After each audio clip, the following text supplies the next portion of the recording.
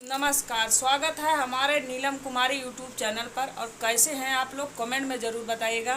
और देखिए, हम आज बहुत दिन बाद अपनी मशीन बनाए, क्योंकि हमारी मशीन हो गई थी जाम। और बहुत दिन से हम मशीन पे बैठे नहीं। अब मेरे को 2-3 साल हो गए, 3-4 साल हो गए जब से मैंने अपनी सिलाई छोड़ दी। नहीं तो मैं पहले सिलाई करती थी और सेंटर पे भी जाती थी। अब मैं नहीं, बिल्कुल नहीं सिलती हूँ। मेरी तबीयत ख़राब होने लग गई थी और उसके कारण मेरे महादेव जी सिलाई का काम मुझे छुड़वा दिए और मशीन मेरी रह गई। और मैं फिर चैनल बना ली यूट्यूब चैनल पर। फिर मैं यूट्यूब पे वीडियो बनाने लग गई। मेरा मन नहीं लगता था, घर में बोर हो जाती थी।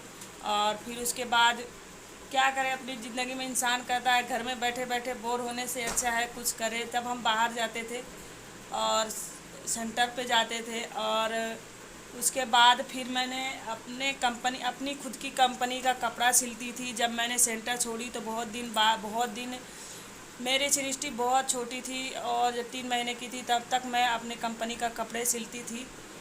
और उसके बाद फिर छोड़ दी। तबीयत मेरी ज़्यादा सीरियस होने लग गई। फिर बीमार हो गई। डॉक्टर बोला काफ़ी देर तक आप बैठ नहीं सकती। और इसके कारण मैं अब सिलाई बिल्कुल छोड़ दी। अब मेरा सिलाई में बिल्कुल मन नहीं लगता। और मेरी अच्छी खासी मशीन है, देख लीजिए आप लोग, बड़ी मशीन और अच्छी खासी मशीन, मोटर भी लगे, हर चीज़ की मतलब इतना फर्स्ट क्लास चलती थी ये मशीन। फिर वही कहते हैं, जो चीज़ की कदर ना करो उसकी वो तो नुकसान होनी है। तो फिर मैं इसको छोड़ दी थी, कोई इसका ध्यान नहीं रखती थी, सिर्फ काम धंधा करके वीडियो बनाने में लग जाती थी। और एक दिन हमारे महादेव जी इस मशीन को बेचने की बात बोल दिए, कह रहे जब तुम्हें सिलना नहीं है तो इस मशीन रख के घर में क्या फ़ायदा। फिर मुझे बहुत तेज़ गुस्सा आया उन पर, इतना गुस्सा आया क्योंकि मेरी मशीन के बारे में अगर कोई बोल देता है तो मेरा खून खौल जाता है, सही पूछो। क्योंकि ये मेरी रोजी रोटी है और इससे मैंने बहुत कुछ सीखा है। इसे सीखने के लिए मैंने 6 महीने कोर्स किए, रेगुलर 6 महीने मैंने कोर्स किए सिलाई सीखने के लिए। उसके बाद फिर काफ़ी जगह इधर उधर पैसे दे के सीखने जाती थी, क्योंकि मेरा शौक़ था। जब मैं सिलती नहीं थी, मेरा शौक़ था, मेरे सिलने का एक जुनून था। मेरी शादी भी हो गई। शादी होने के बाद मैं अपने मायके में भी 10-15 दिन गई थी, तो मेरे ससुराल वाले मुझे ले गए तो मैं नहीं सीख पाई।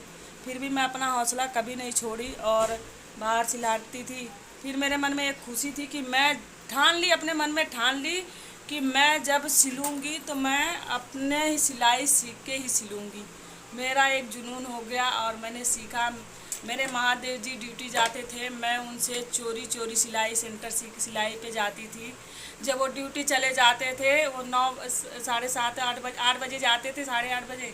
मैं 10 बजे सिलाई पे जाती थी और 2 घंटे सीख के आती थी। उनको पता भी नहीं लगता था, घर में सिलती भी थी। फिर हमारे पास मशीन भी नहीं थी। उसके बाद मैंने एक पड़ोसी की मशीन थी, उनसे मांग मांग के मैं उनका कपड़ा सिलती थी कि मेरा हाथ बैठ जाए। उनका मैंने 9 ब्लाउज बनाया और उनसे मैंने 1 रुपये भी नहीं लिए। एक दिन मेरी ज़रूरत पड़ी।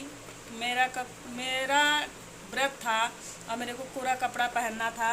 उनसे बोली मुझे आधे घंटे के लिए अपनी मशीन दे दीजिए, मुझे एक पेटीकोट बनाना है। उनने मुझे मशीन नहीं दी है। मुझे उस बात से बहुत दुख हुआ और मैं अंदर अंदर तो सिलाई सीख चुकी थी। और फिर उसके बाद मैंने एक दिन अपने महादेव जी से बोला कि मुझे एक मशीन दिलवा दीजिए। मैं रोने लग गई, करे क्या बात है। मैंने बोली मुझे एक मशीन दिलवा दीजिए। फिर मेरे महादेव जी तुरंत उस दिन उनकी छुट्टी थी, मुझे नजफगढ़ ले गए और मेरे को हाथ वाली मशीन 4000 की दिलवा के ले आए। और फिर उसके बाद जब मैं मशीन लाई, मैं बहुत खुशी। फिर मैं बहुत कपड़े सिलती थी मशीन से, समझ लो मैं दिन भर कपड़े सिलती रहती थी। और उनके आने से पहले और मेरे को एक बात की थी कि तुम बाहर के कपड़े नहीं सिलोगी, अपना ही कपड़े सिलोगी। ये मेरे को लगाओ शर्त तो मैं ले आऊँगा। मैंने बोली ठीक है। लेकिन अब कोई गली मोहल्ला में बोल देता था कि आप सिलाई करती हो तो मेरा भी सिल दीजिए, तो मना कैसे करूँ, मना नहीं कर पाती थी। सिलते सिलते सिलते सिलते उस कॉलोनी के लोग मुझे जानने लग गए। और फिर एक दिन, और उनके आने से पहले मैं तुरंत साफ सुथरा कर देती थी। एक कतरन भी नहीं दिखता था, ऐसी थी। और बहुत बहुत दिन तक मैं चोरी चोरी सिलाई करती थी। एक दिन जब मैं इसमें हो गई तो फिर मैं सोची कि मैं कुछ और सीखूं। फिर मैं सोची कि मैं कोई अलग जगह स्पोर्ट कंपनी में काम सीखूं करूं।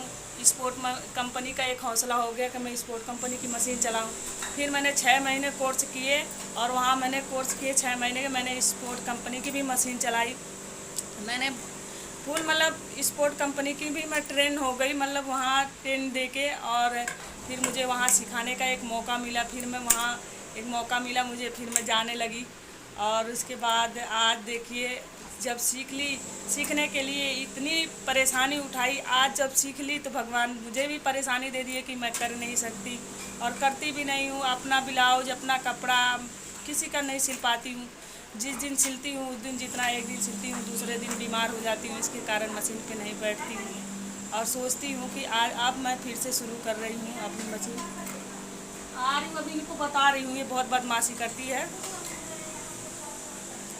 फिर मैं बहुत बहुत परेशान होती थी। आज थोड़ा अब मैं थोड़ा सोचती हूँ इकट्ठा ही नहीं, थोड़ा थोड़ा सिलूँगी। लेकिन आज के बाद मैं अपना कपड़ा बाहर नहीं भेजूँगी, क्योंकि मेरा बहुत कपड़ा नुकसान हो जा रहा है, ना फिटिंग का ब्लाउज हो रहा है। फिर भी बाहर पैसे देने के बाद भी वही हाल हो रहा है। तो मैं आज से ठान ली कि मैं अपना ब्लाउज खुद बनाऊँगी, अब बाहर कपड़े नहीं भेजूँगी।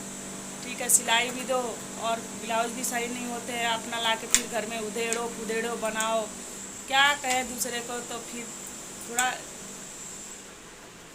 इसलिए मैं अब आप सब बस प्यार दुलार सपोर्ट करते रहिए, यही है दुआ, यही है माता रानी से कृपा कि आप लोग इसी तरह सपोर्ट कीजिए और आप लोग को भगवान बहुत तरक्की दे, आप लोग भी बहुत आगे जाएं।